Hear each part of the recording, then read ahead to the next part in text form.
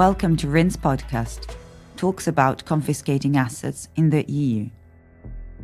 In this episode, we focus on France and its confiscation policy dating 2010, as well as on the law on the social use of confiscated assets in placement since 2021.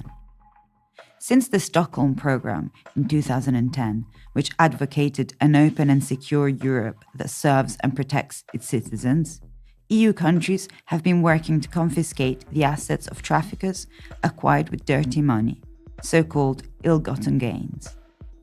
In 2011, the creation in France of an agency for the management of seized and recovered assets, AGR-ASC, launched a confiscation policy that is steadily increasing. Between 2011 and 2021, AGR-ASC paid the state 800 million euros from the proceeds of sales of assets confiscated by the courts.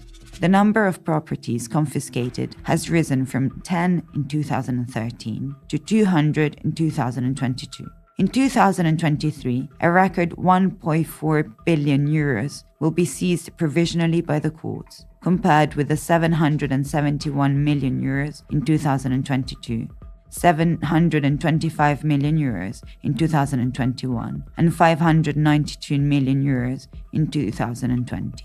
It is important to underline that since 2021, after the instigation of associations and members of parliament, France created a law about the social use of confiscated assets. For instance, an association in Guadeloupe is protecting women who are victims of domestic violence in a villa confiscated from a swindler.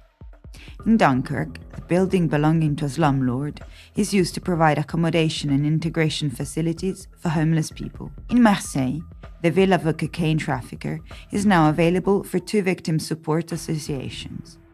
These are great examples that should increase. Other projects underway in Corsica and in Seine-Saint-Denis. To understand how confiscation gained relevance in France, particularly following the EU directives of 2014 and 2019, we interviewed 2 magistrates in Marseille. Laure Humeau, Vice President of the Marseille Criminal Court, 6th Correctional Chamber, works in a specialized interregional court dealing with complex economic, health and environmental offenses. Pascal Gant, First Deputy Vice President of the same specialized jurisdiction, was also president of a chamber that tried organized crime cases.